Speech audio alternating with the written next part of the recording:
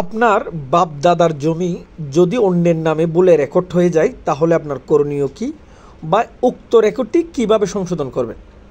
খুবই গুরুত্বপূর্ণ আজকের এই ভিডিওটি। আমি সবাইকে অনুরোধ করব সম্পূর্ণ ভিডিওটি দেখবেন এবং যদি গুরুত্বপূর্ণ মনে হয় তাহলে অবশ্যই ভিডিওটি শেয়ার করবেন।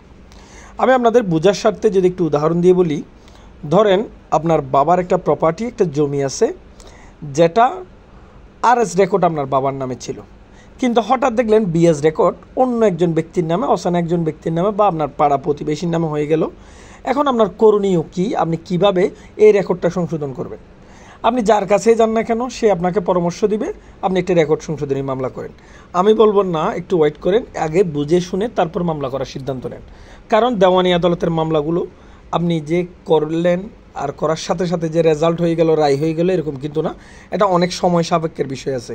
সেক্ষেত্রে আপনার যে কাজটি করণীয় সেটা হচ্ছে, প্রথমে আপনার যে কাজটি করতে হবে, 1 নাম্বার, অন্যজনের নামে যে রেকর্ডটা হলো ওই রেকর্ডের একটা ওয়ার্কিং ভলিউম উঠাবেন। ওয়ার্কিং ভলিউম উঠালে তখন আপনি ইনশিওর হতে পারবেন ওই ব্যক্তির নামে আপনার বাবার জমিটা কীভাবে রেকর্ড হলো। যদি কোনো কারণে যদি আপনার বাবা ওনাকে যদি কোনো ধরনের দলিল দিয়ে থাকে, তাহলে তখন আপনি ওয়ার্কিং ভলিউমের ড্রাফট উত্তোলন করলে এই দলিল দিল কি না সেটা আপনি তথ্যটা বের করতে পারবেন। তারপর আপনি মামলায় গেলে আপনার জন্য মামলার বিষয়টা একটু সহজ হবে, বা মামলা যাওয়ার আগেই আপনি জানতে পারবেন আপনি কি মামলা জিতবেন নাকি হারবেন।